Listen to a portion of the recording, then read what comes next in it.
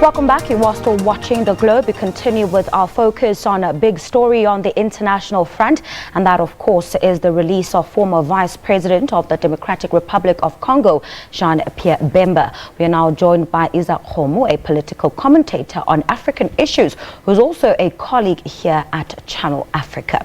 Very good evening, Izak, and thanks for coming to The Globe tonight to chat to us. Thank you for having me, man. Well, certainly the ICC shocked the international justice community by overturning the conviction of the former DRC vice president. Won't you weigh in on what transpired?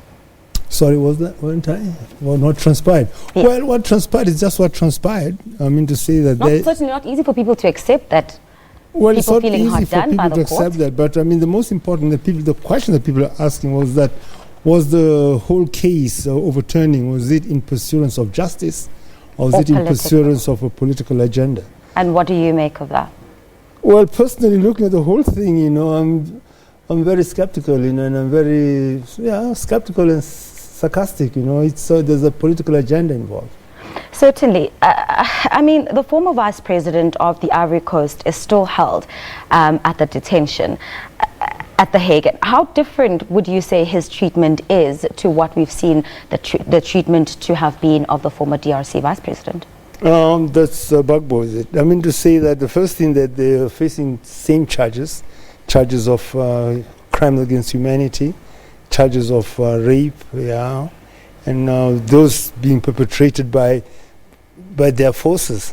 Yeah, but there's a similarity in the sense that Gbagbo was not even in command of those people. He never gave the orders. But he's there at the Hague.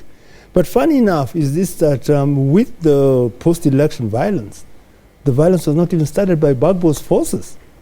They were started by forces which were affiliated to Ouattara under Guam Soro.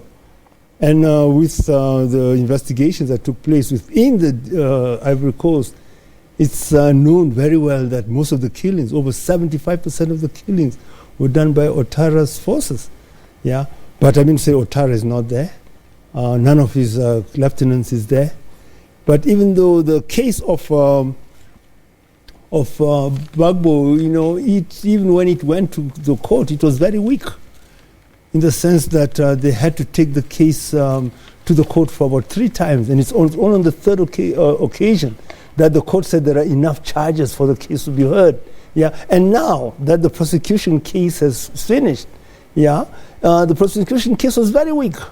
The Gbagbo defense laws. And is that why it's dragging on? It's dragging on because they actually to say that the prosecution witnesses, all of them, almost all of them, under interrogation, they backed down, you know, and they contradicted themselves. And some said that, no, that's not what it was, you know. And so they contradicted the prosecution. And not only that, after the case was finished, the case being very weak, Fatou, she tried to actually ask the court whether she could bring in more witnesses. Yeah, and some of the witnesses were actually sort of coached.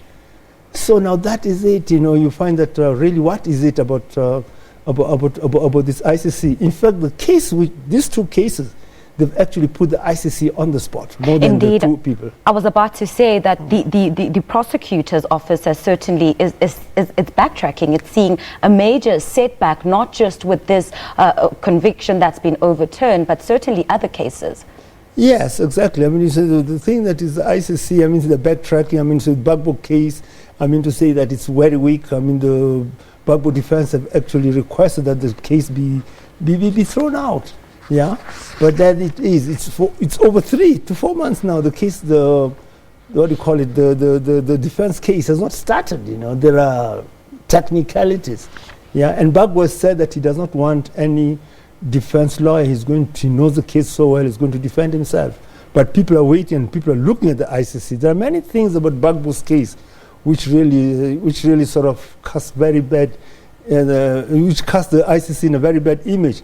And also with this Gbagbo case, the failure for them to have successfully convicted Uhuru Kenyatta as well, does that also just cast a further dark cloud over the ICC or the prosecutor? Oh yes, I mean the Uhuru Kenyatta case, I mean to say that they had him there, they had a case against Uhuru Kenyatta and Ruto, and all of a sudden, I mean to say that the case against Uhuru Kenyatta just disappeared. Yeah, it collapsed. And then they had Hutu there, but they could not have Ruto standing alone. And that also disappeared. But now it's a known fact that Uhuru Kenyatta and there are a lot who are really basically, they were in the books, they were favored by the Western, by the neoliberal dispensation. In fact, the people of the neoliberal dispensation. Yeah, and that's why you find that basically even the case, it was allowed to fizzle out. Yeah, so people are asking ourselves, what is happening? Is this court really in search of justice, or is it basically a political thing where sort of people are seen to be errant as far as the neoliberal, in brackets, agenda, global agenda is in place? They get actually taken there and thrown out there.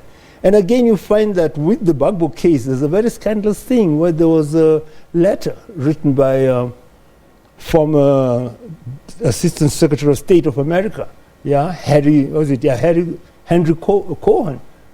It was written in May, who requested the ICC to release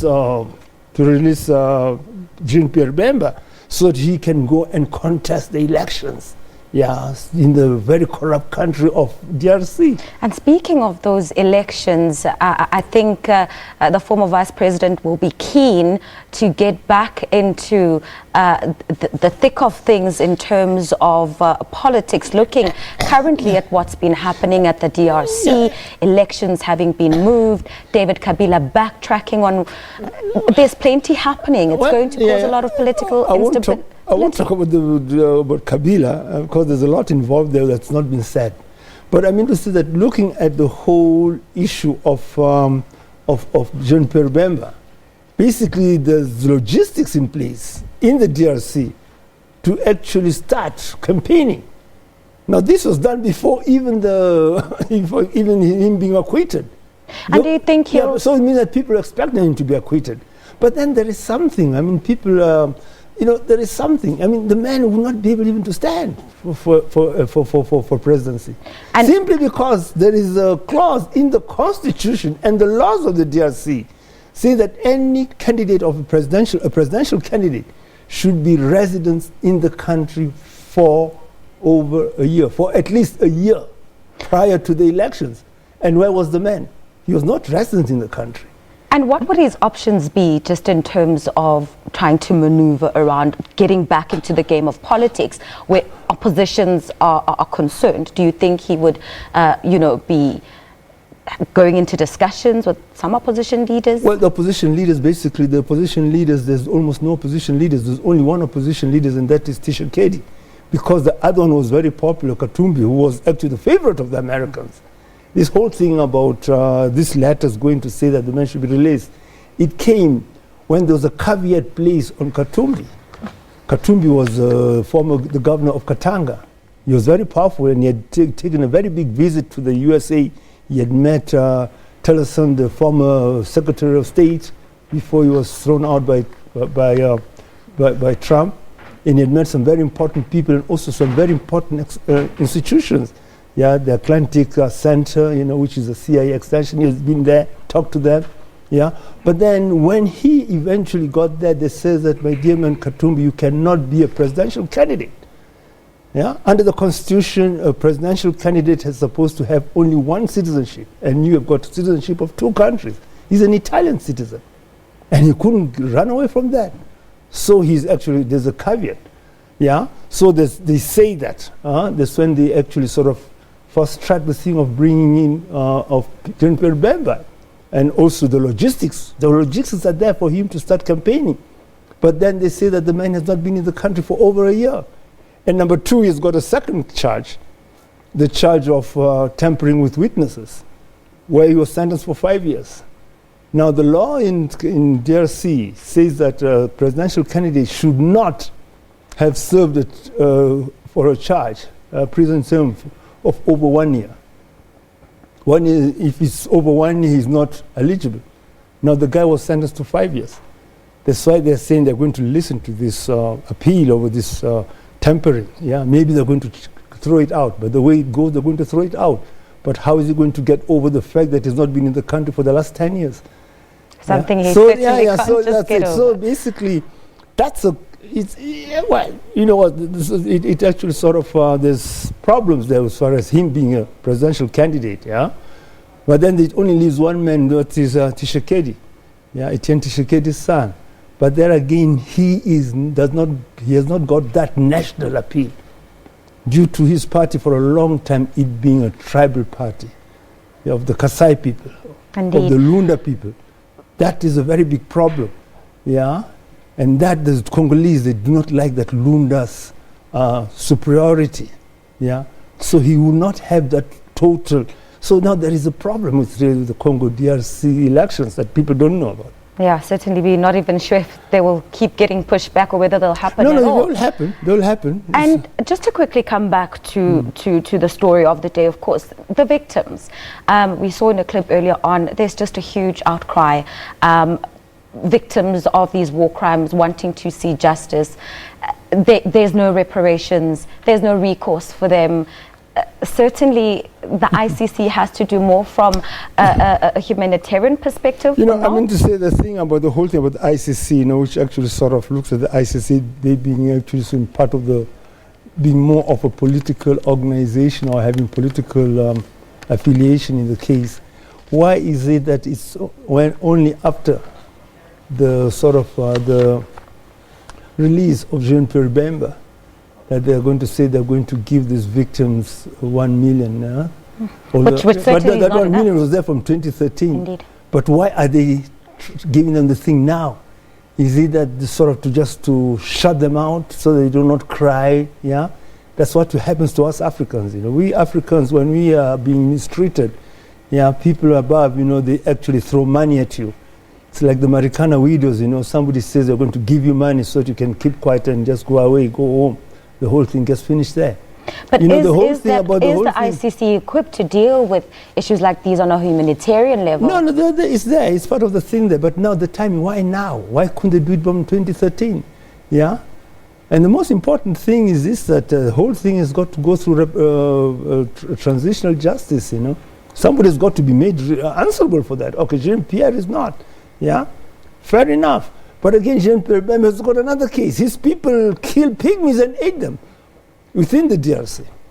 Huh? What about that case? I mean to say, I'm just saying. And it seems as if the prosecutor's office constantly fails to provide sufficient evidence to prove. In the fighting, the evidence is there. The MLC fighters. Why is that evidence not able to? No, the case is known. It's that why isn't that case taken up by the ICC? That's why we find that there's something wrong with the ICC.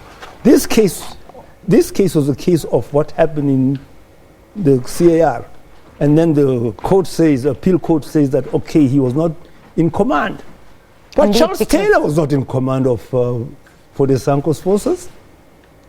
Charles Taylor was not in command. I mean, Zimbabwe was not in command. But there they are. But so you find that there's no consistency in the whole thing of the ICC. And mostly we say that, no, what took place is just the decision. It was just a political decision to facilitate a political issue, and the others are being put in to facilitate another political agenda. Expediency. Yeah. Izak, unfortunately, that's where we'll have to leave it. Thank you so much for your insight and weighing in on this issue with us tonight. Thank you so much for your time. Thanks for having me, man. Great. That, of course, was our colleague and political commentator just weighing in on some of, the issues that transpired and conversations that are going on following the overturning of that conviction that we saw from the ICC today. It's time for us to